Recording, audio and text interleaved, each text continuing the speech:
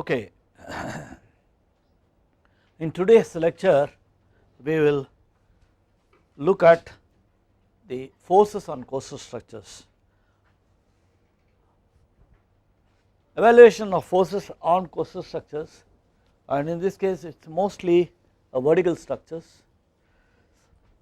I will not be covering the piles, wave forces on piles, because piles also come under the classification of offshore as well as coastal structures, but the wave forces on piles have been already covered under my lectures on the subject wave hydrodynamics. So here I will be covering mostly the wall type structures. So let us get started. Forces on coastal structures. The type of waves that can act on coastal structures can broadly be classified as non-breaking waves, breaking waves and broken waves.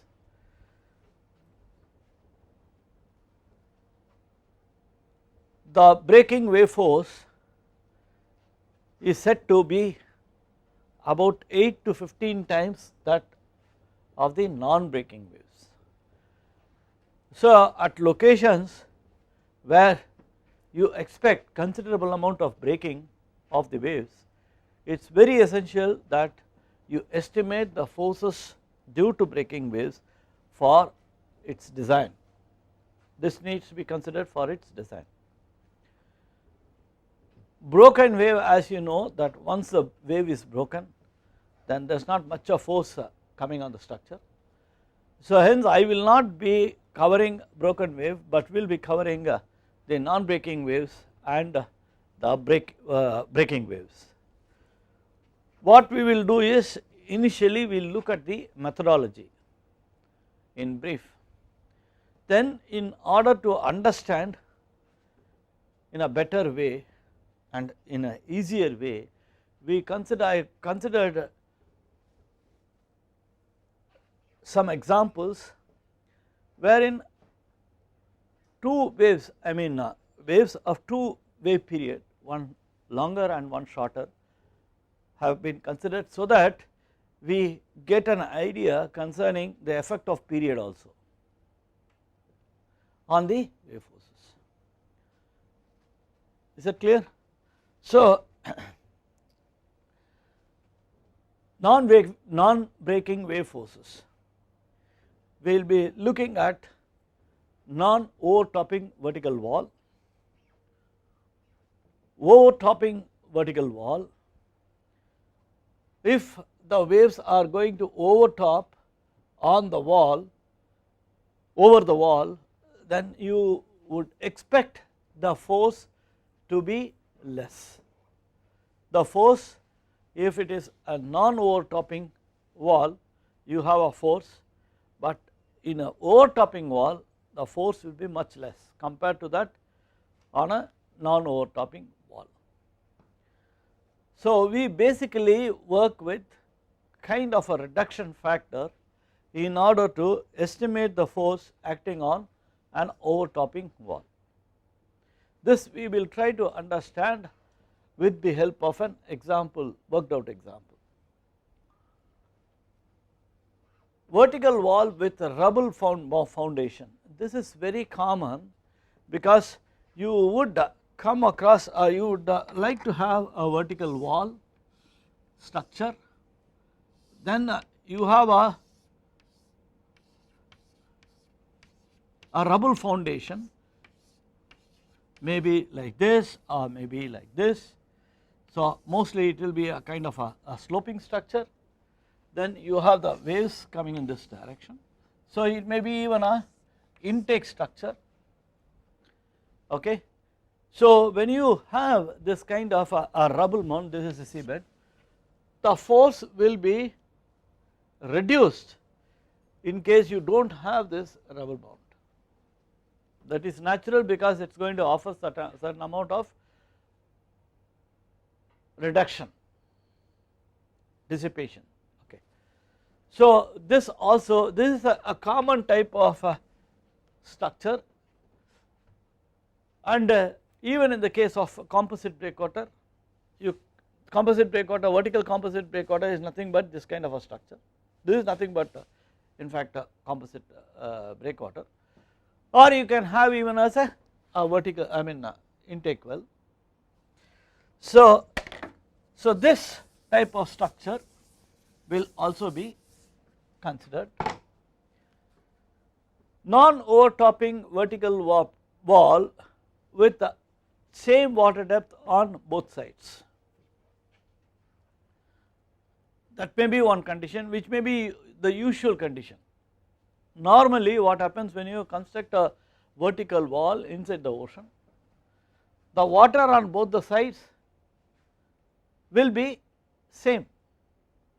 When water depth is same on both the sides, what does that mean? The static head, the pressures due to the static head is going to be same and it is going to get cancelled. Okay. But there may be some situations where you could have different water depths on the sea side and on the lee side of the wall, then in that case the differential pressure due to the difference in the static head will come into picture, will act on the structure. Is that clear? So basically you have two components when a vertical wall is erected. You will have the static component acting on the wall, plus you have the dynamic component due to the waves. So you deal with both these components. Remember when we did the dynamic pressures using the Bernoulli equation, linearized Bernoulli equation we considered, wherein we had a static head and a dynamic head. When you add these two, we will have what is called as the total pressure head. Okay. So when you want to measure the pressures in the lab, for example, so when you think of measuring the pressures in a lab, in the lab, so for example let me have a structure like this. So you have the pressure ports at different elevation and you want to get the pressure time history acting on the vertical wall. What will you do?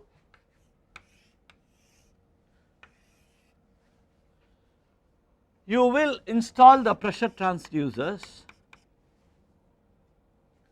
and then fix the wall rigidly to the bed, flume bed, and you will leave it as it is, and without the wave, there will not be any wave.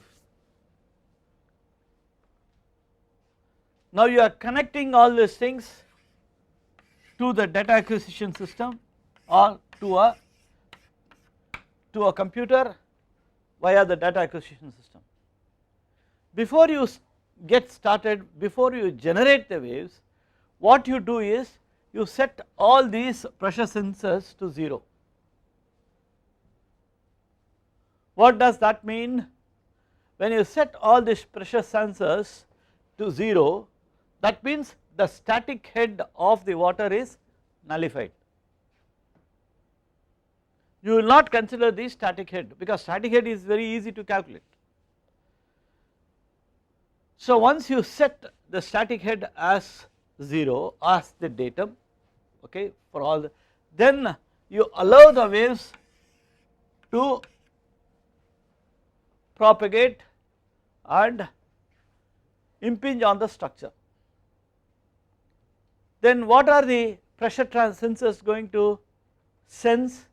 It is going to sense only the dynamic pressures. Maybe even in the case of if you want to have the total force acting on this structure, then also you will set it to 0. So the static head is nullified. So that will, so what you will be measuring is the if your time history of the wave is like this, is a sinusoidal, we would expect more or less the force or the pressure time history also to be sinusoidal, except maybe somewhere close to the, very close to the free surface or above the free surface. Above the free surface it would be quite different, right, because every time you may not have the crest reaching the structure. It depends on the wave height that is considered for the measurements. So in the case of non-overtopping vertical wall, you can have a situation where you can have the water depths different on both the sides. Okay.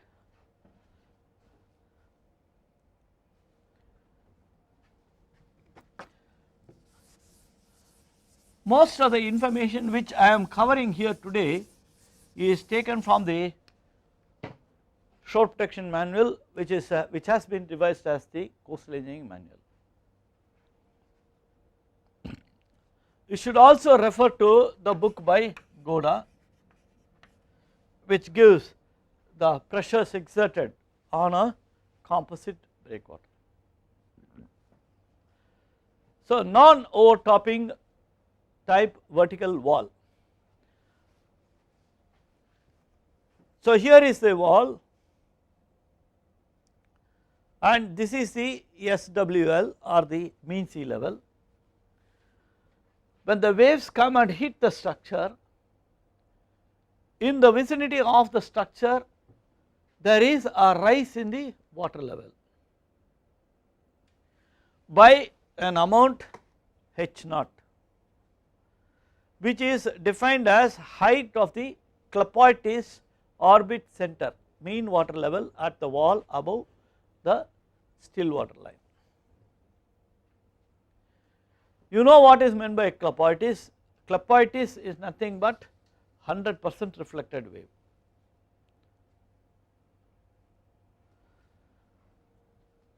So there is a rise of water in front of the structure. Further,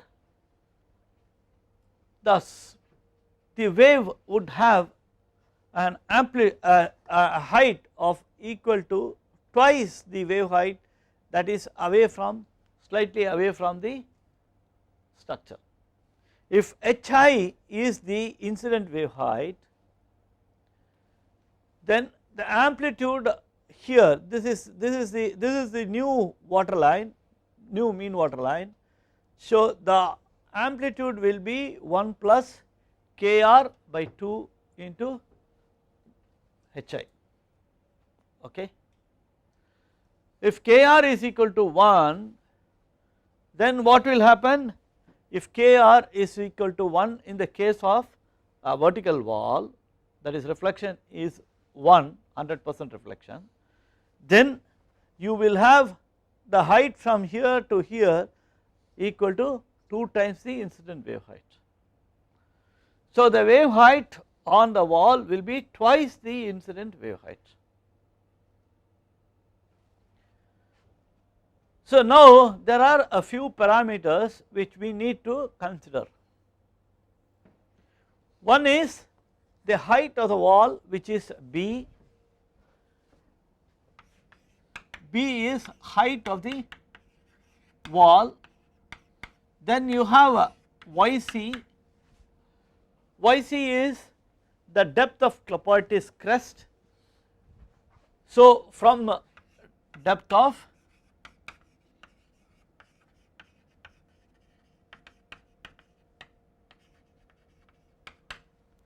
Klaproitis crest, so this will be nothing but your d, that is the water depth, plus height of the Klaproitis, then half of the, I mean not half, that is amplitude of the wave on the wall. Is that clear? So this will be height water depth plus height plus this one, that is true. that is the depth of the crest of the wave or Clapeyron, and similarly you have yet another parameter which is depth of the Clapeyron trough.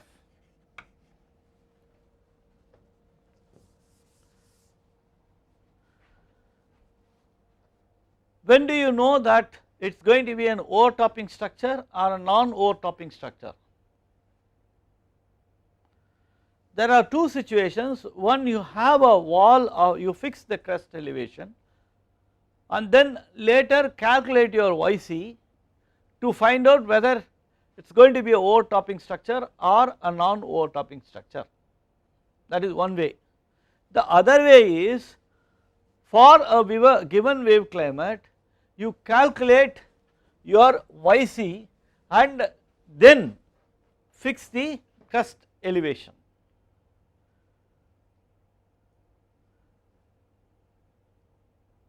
Why do you do that? Occasionally, if there is a wave which is an extreme event which is going to occur once in a while, which you may not be interested in considering that, because if you keep on raising your vertical wall, the crest elevation, then the sight, you lose the sight of the sea also from the land. So there are so many considerations and it depends where you want to construct a vertical wall. Certain cases, certain amount of degree of overtopping is permitted. So for this, what you do is you look at the wave climate. For any project you are supposed to look at the probabilistic description of the wave heights, how frequently it occurs. Normally you do not look at the mean wave height, either you look at the design wave height or you look at the probabilistic description of the wave. What is the probability of a wave height of so and so occurring of this particular site? If a wave height is say about 2 meters, which is frequently occurring, it is better you consider that. But if the probability of a wave height greater than 3 meters is just a 10%, then you decide whether you really want to accommodate that, because for for a wave height of 2 meters and 3 meters, you know that for the 3 meters the height is going to be high.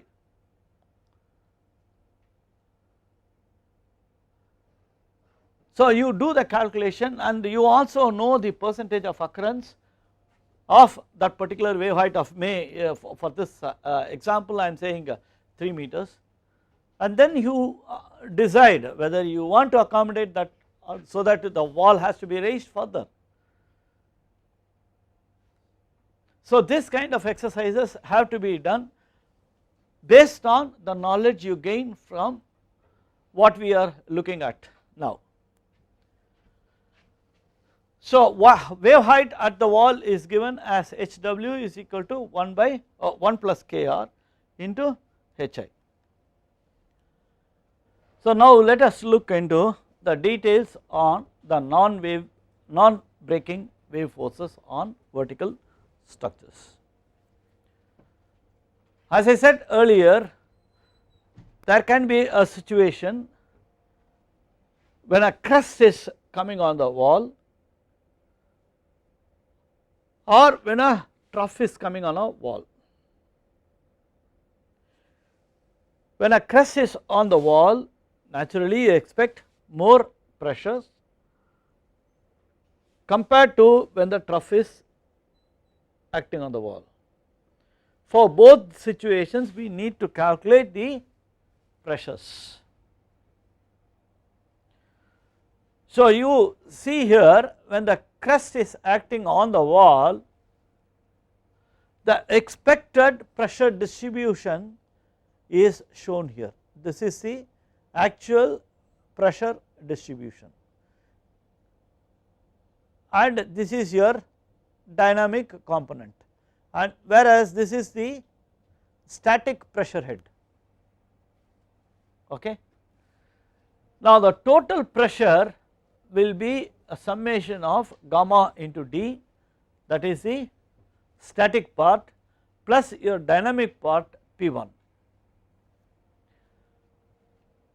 and specific weight of water is also, sea water is also given there. Now Ft, the total force, will be gamma d square by 2 plus F wave.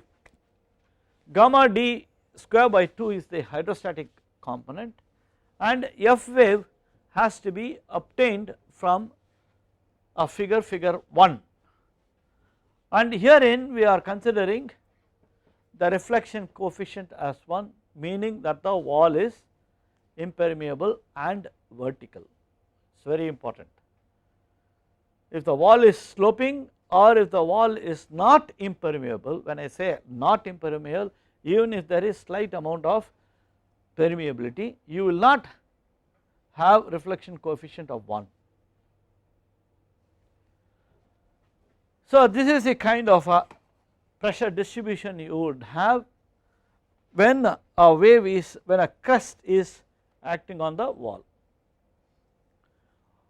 What you would do here, you see the F wave. F wave is obtained from this nomogram when a wave crest is acting on the wall or when a wave trough is acting on the wall. You have contour lines of Hi by d, contour lines of Hi. Hi is incident wave height divided by d.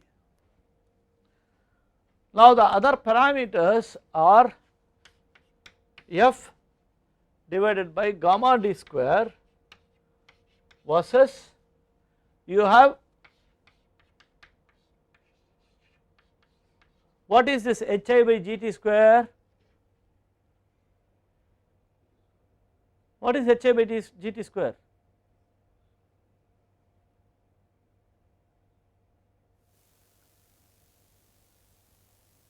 Most fundamental, you know. What is Hi by Gt square? What are the two parameters which are involved there? What is on the numerator? Numerator is the wave height. What is there on the denominator? Please think. Such a fundamental thing you are not able to answer. Huh? What is it? Wave? Wave? Wavelength, denominator, okay. Okay, wavelength. So numerator is wave height, denominator is a measure of the wavelength. So what is it? H by L, and what is it called? Wave station. Oh my God, wave steepness. It took so much time for you to say this. So the dimensionless force is plotted as a function of wave steepness for different relative wave height.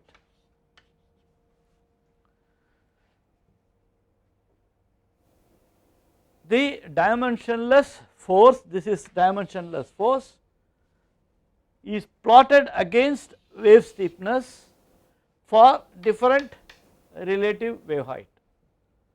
You understand?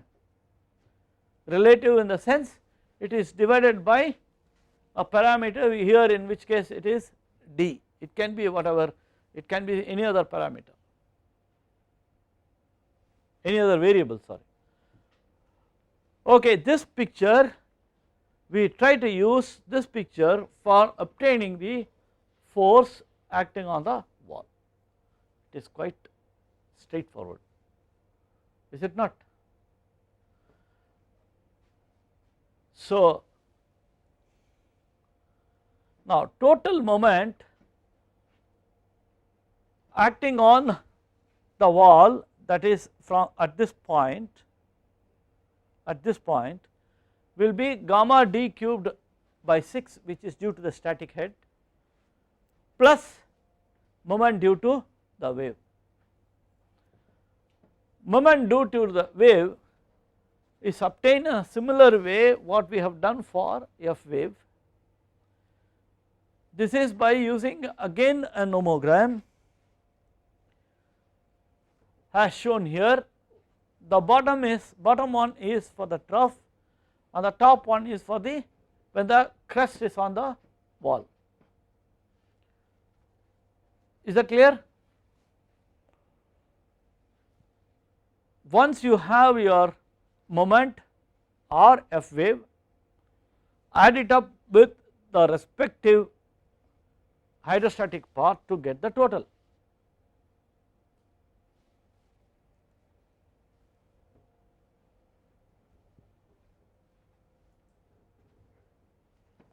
Now we take an example.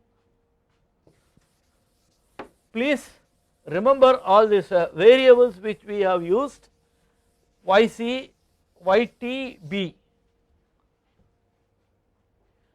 Now Kr is one, that is okay. Hi equal to 2 meters, water depth is equal to 4 meters, T equal to, we consider in this example 2 wave periods, one is 8 seconds and another is 12 seconds. So we calculate Hi divided by D, it is going to be 2 by 4 equal to 0.5, then Hi by Gt square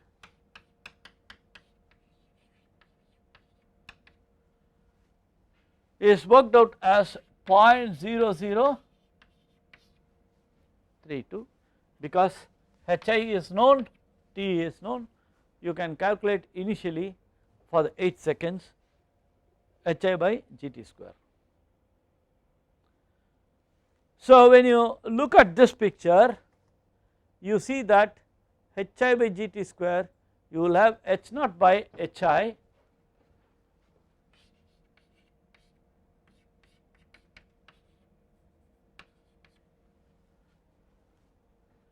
H naught by Hi is approximately equal to 0.8.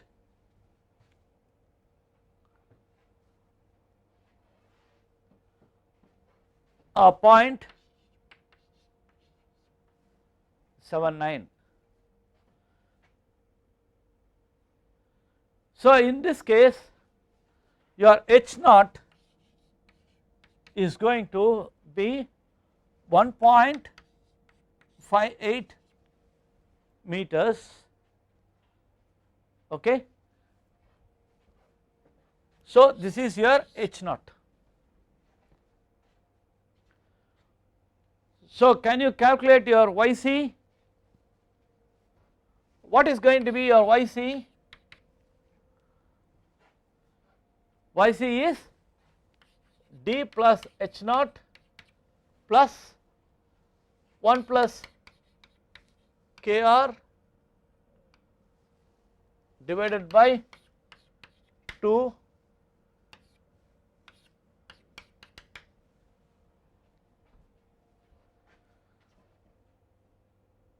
So once you calculate this, you will have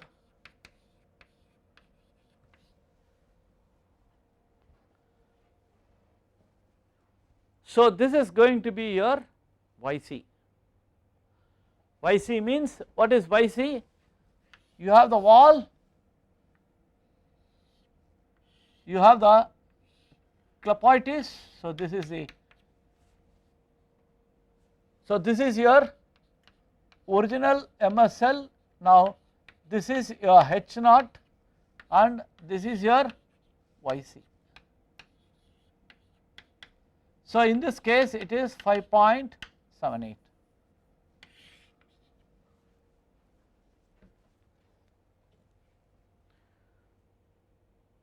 So naturally if you do not want to have a overtopping to take place, your B, that is the height of the wall,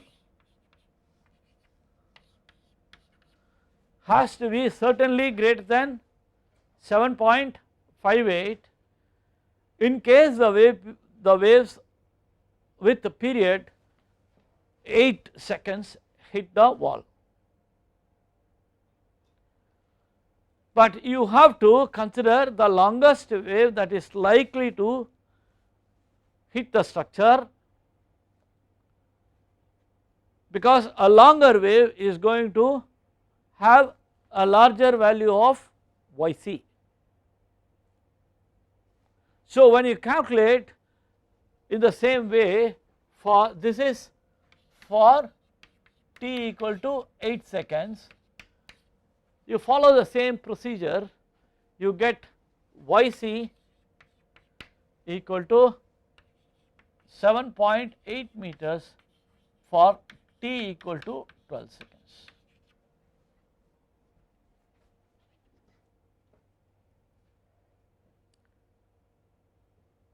So but you know that waves can have period up to about 30 seconds. There are locations where you can have long period waves, and if you are talking about a structure where maybe a berthing structure wherein you do not want to have the overtopping, then you consider the longest wave period, as I have said earlier. So this is only to demonstrate the effect of wave period on your Yc. But when you do the calculations, you do it for automatically for the longest wave period that is likely to occur. So the wall would have to be about certainly 8 meters in order to cater to both the long waves, I mean for including the wave with the longer wave period of 12 seconds. And here we have considered a wave height of 2 meters. So you have to repeat this calculation for a higher wave height or whatever maximum wave height that occurs. So accordingly you calculate this, and then once Yc is obtained, then go into this picture. You have already calculated your Hi by Gt square, and Hi by D is already calculated. So Hi by D is this contour line you see here. This is the contour line for Hi by D equal to 0.5. Then get into the value of the Hi by Gt square, which will hit this contour line, and you get F divided by gamma d square. That is the force when a crest is on the wall. Okay. After getting that value, since it is the crest, I have a subscript F subscript C, C indicating crest. So when you calculate this, this is coming to 104 kilonewton per meter. Fc total can be easily calculated, Fc plus 0.5 into gamma d square. That means the total force acting on the wall when a crest is hitting the wall, it will be 184 kilonewton per meter.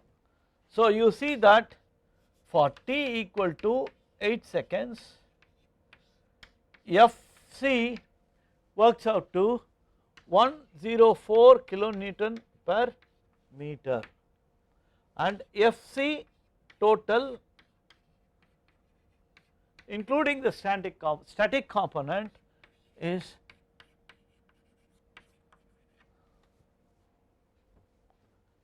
that clear?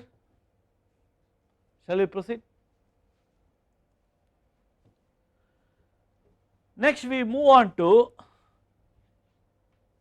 MC, that is the moment about the base of the toe of the structure. MC will be use the same procedure, hi by gt square is equal to 0.0032 and you have to take this 0.5 hi by d and this works out to 0.46 and MC now works out to how much? 294 Newton meter per meter. Note that due to the static component it will be gamma d cube by 6. So you need to add that, so the MC total will be 401.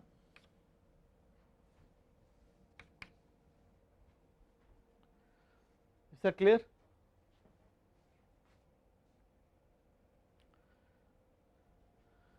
Similarly, when you do it for t equal to 12 seconds, this exercise you should do it on your own. Try to take that picture as an exercise you can do and get yourself familiarized.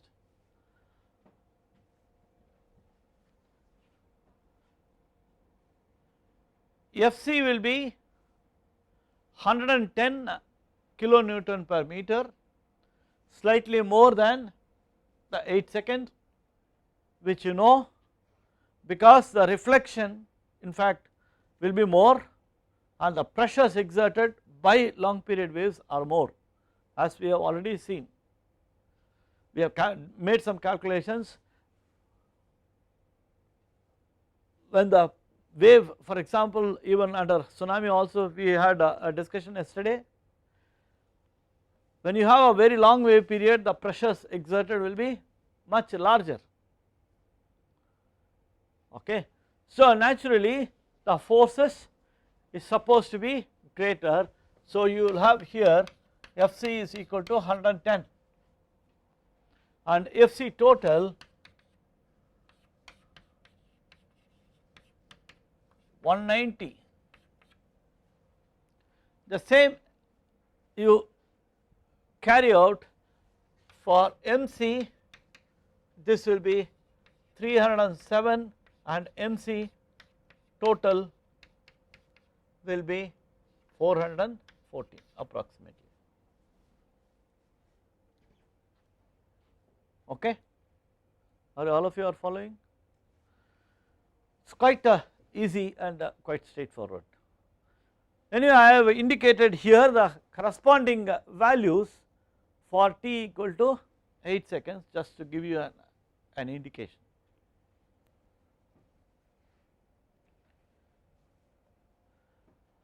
So all the figures which we have used is for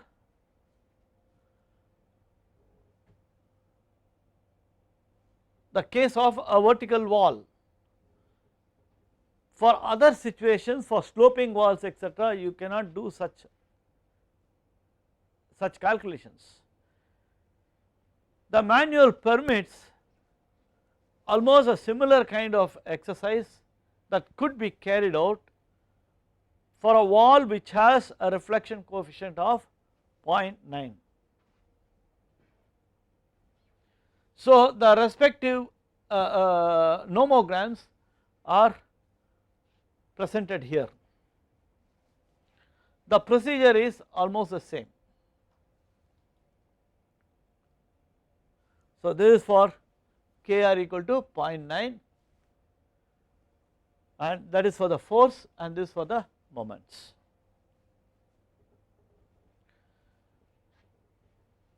we have seen the force exerted on the wall when a crust is acting on it. When a trough is on the wall, the distribution of the pressure would be as shown here. So, this is the actual pressure distribution, and this will be your hydrostatic pressure distribution. Okay. The total pressure in this case will be gamma d divided by minus P or P1, where P1 is given as similar to what we have seen earlier when the crust is acting on the wall.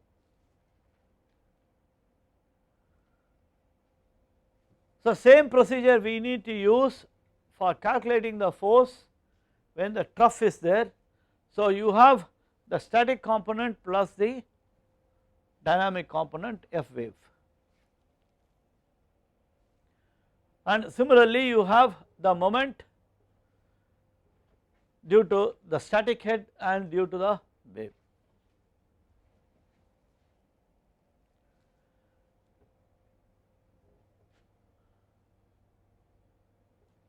A smooth vertical wall, the same values are given. We have calculated your hi by d and hi by gt square.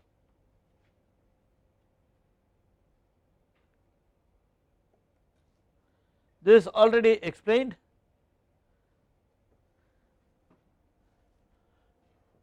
So, all these things have been calculated here. Okay. Now, what are we up to? We are up to calculating your Yt. So, the same way you have to calculate your Yt. So, in the case of Yt, the only difference will be, instead of this plus, it would be minus. And here Yt works out to 3.8 meters.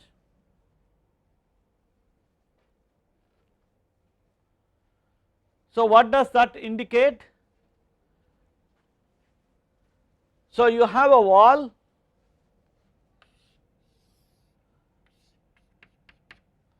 so this level, considering it as, considering that the maximum wave period is going to be 12 seconds, then I can fix the wall height as 8 meters, that is, this is 8 meters. What will be the extremes? Extremes will be the crest of the wave at a distance of, at a height of how much? 7.8 meters.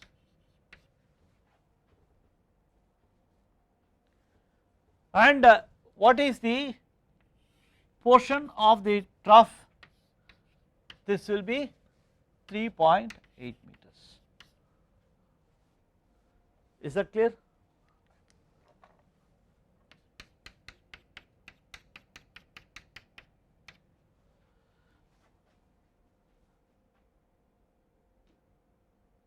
So, when we talk about the top level or the crest level of any structure, this helps you in fixing the top level, but always you should think of some kind of a freeboard. Although your calculation shows that here the maximum difference will be only 20 centimeters, but 20 centimeters may not be enough, because occasionally there can still be some amount of overtopping. It depends on the importance of the structure. Then maybe you go in for a freeboard of say 0.5 meters.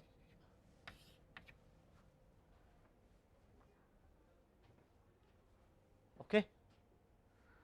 So, this is the kind of situation. Now, you know the height of the wall, where the crest is going to come, where the trough is going to come. Now similarly, when you do for 12 seconds, the yt is going to be this much. This is for t equal to 12 seconds, but in the case of your this sorry, yt is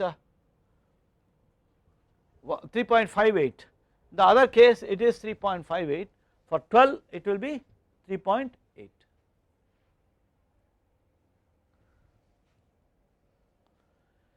So using this nomogram, the bottom one for the trough, Ft by gamma d square will now follow the same procedure as I have said for Fc. Now you will get Ft as equal to minus 51.2 kilonewtons per meter. Okay. So the total Ft total will be 28.8. So 28.8, what was the Fc total? Fc total was this much, and when the trough is there you have a value 28.8. Is that clear? So using the same thing, bottom picture for the I think I will stop here. Okay.